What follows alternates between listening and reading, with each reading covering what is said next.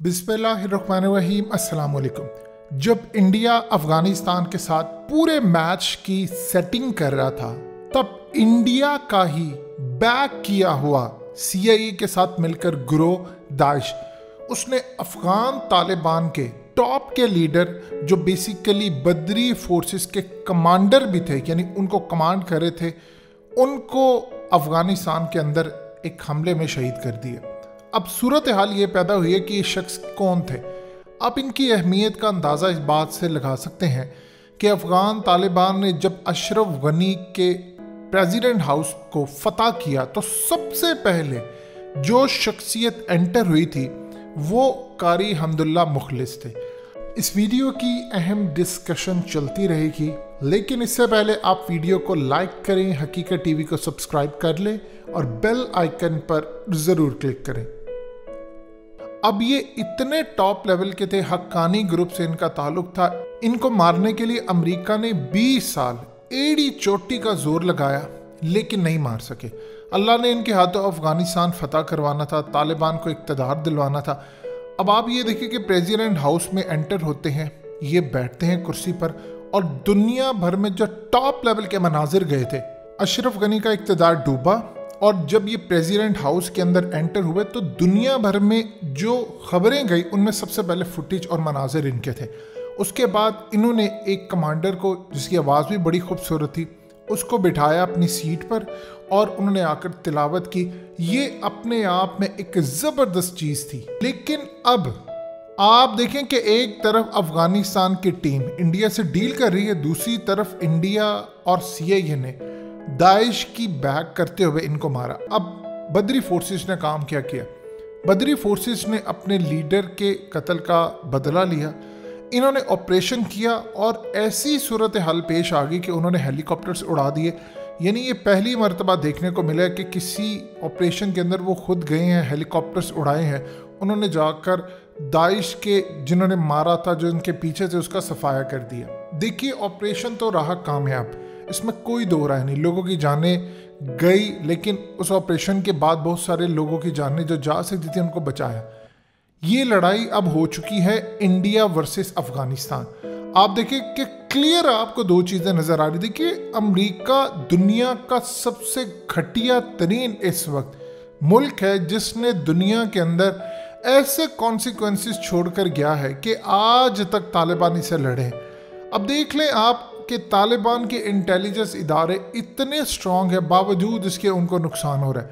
असल में प्रॉब्लम ये है कि ये इतने ख़तरनाक है कि अफ़गान तालिबान ने जब आम माफ़ी का ऐलान किया है तो उसमें 3 तरह के लोग हो गए थे। एक मुखलिस हैं जो तालिबान के साथ मिल गए, जिनको लगा हम गलती पर हैं। एक ने ये देखा कि अभी हवा हमारे हक में नहीं है, लिहाजा लिबादा ओढ़कर तालिबान के अंदर शामिल हो। और तीसरे वो लोग हैं कि जो खामोशी से चुप हो गए हैं और इंतज़ार करें कि जब हमें पलटवार करने का मौका मिलेगा तो हम करेंगे। उनमें अफ़गानिस्तान की पूरी टीम शामिल है। ये लोग चुप हो गए हैं और देख रहे हैं कि हवा का रुख हमारे खिलाफ है। आप देखें कि तालिबान के लीडर मैच देखने के लिए आते हैं। आज से पहले ऐसा कोई वाक़या नहीं हुआ।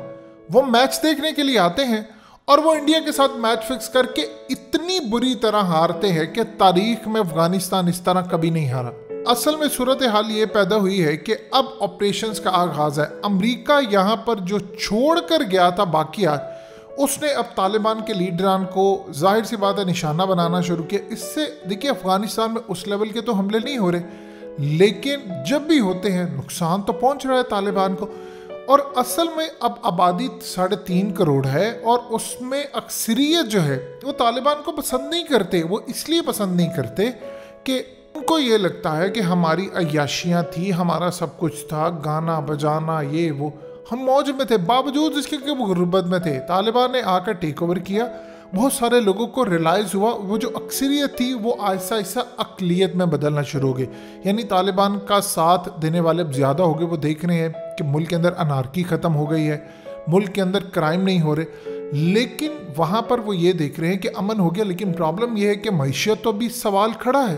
असल में इंडिया ने हमले करवा दिए हैं तेज़, उनको ख़तरा यह है। अब याद कीजिए कि योगी आदित्यनाथ उसने हालिया क्या बात की थी। उसने कहा था कि हमारा एयर स्ट्राइक तैयार है, वो कोशिश ये कर रहे हैं कि दाइश को बैक करके जितनी भी उनकी बाकियात रह गई हैं हम इनको ठिकाने लगाएं। देखिए, आप ये मत सोचो कि ऑपरेशन कामयाब हो गया। असल में नुकसान जितना हुआ तालिबान का, ये एक बहुत बड़ा नुकसान था। इन कोशिश करें हैं कि जो इनके लीडरान हैं इन पर हमले किए जाए। इवन के हालिया जो ड्रोन हमला होने वाला था, ख़ास तौर पर सिराजुद्दीन हक्कानी का, जिसमें तुर्की ने अर्दोगान के इंटेलिजेंस इदारों ने फौरी तौर पर तालिबान के इंटेलिजेंस एजेंसी को बताया और 4 घंटे पहले उन्होंने अपने लीडरान को वहाँ से निकाल लिया। कॉन्सिक्वेंसेस ये हैं कि अभी तक तालिबान ने फतह कर ली हैं चीज़ें, लेकिन जो उनकी बाकियात हैं उन्होंने रखा हुआ है उन लोगों को। असल में उनका ब्रेन वॉश इस तरह हुआ है कि दाइश तालिबान को मुसलमान ही नहीं समझते। आम मुसलमानों को तो छोड़िए, वो तालिबान को कहते हैं कि ये काफिर है, ये नॉन मुस्लिम है, तो हमें इनको मारना है। अब इनके अंदर आप ये सोचिए कि कुछ मुसलमान हैं और कुछ इनके अंदर इसराइली हैं, कुछ यहूदी हैं, कुछ ऐसे इंडियंस हैं जिनको ये बताया गया है कि अखंड भारत बनाना है तो ख़ास तौर पर देखो आपको उनसे बदला लेना पड़ेगा जिनके नाम के ऊपर पाकिस्तान ने अपने मिसाइल रखे हैं। यानी आप देख लें, गजनवी मिसाइल हमने रखा हुआ है अफगानियों के नाम पर जिन्होंने इंडिया की ठुकाई की थी, दाली या दूसरे। हमने क्यों रखा था? हमें पता था कि इंडिया को तकलीफ इससे है और हमने उनको चोट पहुंचाने के लिए किया। अब इस सूरत हाल के अंदर ये पूरी कोशिश कर रहे हैं कि किसी तरह अफगानिस्तान के साथ, इनको पता है कि जंग लड़नी है और उससे पहले CIA भी चाह रहा है और इंडिया भी चाह रहा है कि इनका खात्मा किया जाए। अब देखिए, अभी तक उनकी जो इंटेलिजेंस इदारे हैं वो दिन रात ऑपरेशन करें। आप ये देखें कि बदरी फोर्सेस को पैसे नहीं मिल पा रहे, इनके पास देने के लिए तनख्वाह नहीं है, बड़ी मुश्किल से ये गुजारा करें, बड़ी मुश्किल से इन्होंने अफगानिस्तान को इस वक्त टेक ओवर किया है, चीज़ें चला रहे, लेकिन इनके लीडरान को तकलीफ हुई। इनकी असल में हुकूमत बर्बाद करने के लिए CIA पीछे है। और आप पूरे खित्ते के लोग देखें, वो कोई भी नहीं, देखिए पाकिस्तान समेत पूरी दुनिया के अंदर सबने देखा कि तालिबान ने फतह किया। आप सोच ले, उम्मत मुस्लिमा की अक्सरियत तालिबान से नफरत करती है, तो हर जगह पर जहां पर उनको मौका मिलेगा वो इस तरह के एलिमेंट्स को उठाएंगे और वो इंडिया को बैक करेंगे, CIA को बैक करेंगे कि आप जाकर इनका खात्मा करें कि कहीं इस्लाम का निज़ाम हमारे मुल्क में ना आ जाए। बदरी फोर्सेस इस वक्त पूरी तरह ऑपरेशंस कर रहे हैं और जगह जगह पर ऑपरेशन करके उन्होंने मारे हैं, लेकिन अब वो तेज़ी से उनको ऑपरेशन करना होंगे। और असल में देखिए, आप कभी भी ये जंग नहीं जीत सकते। तालिबान से बेहतर जंगजू दुनिया में कौन है? कोई भी नहीं। बेहतरीन इंटेलिजेंस एजेंसी उनसे बेहतर कौन है? किसी की नहीं, क्योंकि उन्होंने सारी दुनिया की एजेंसियों को शिकस्त दी है बगैर वसाइल के।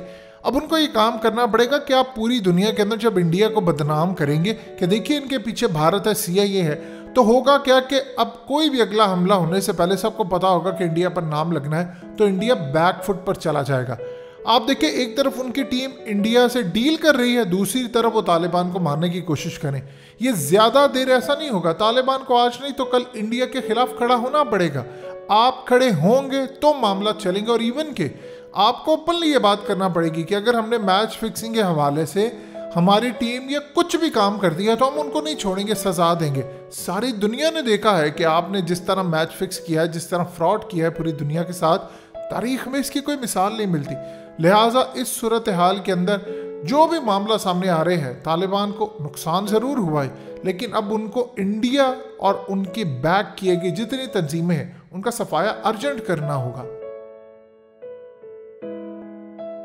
हकीकत TV को सब्सक्राइब करना मत भूलें, वीडियो को लाइक करें, शेयर करें और कमेंट सेक्शन में अपनी राय का इजहार ज़रूर करें।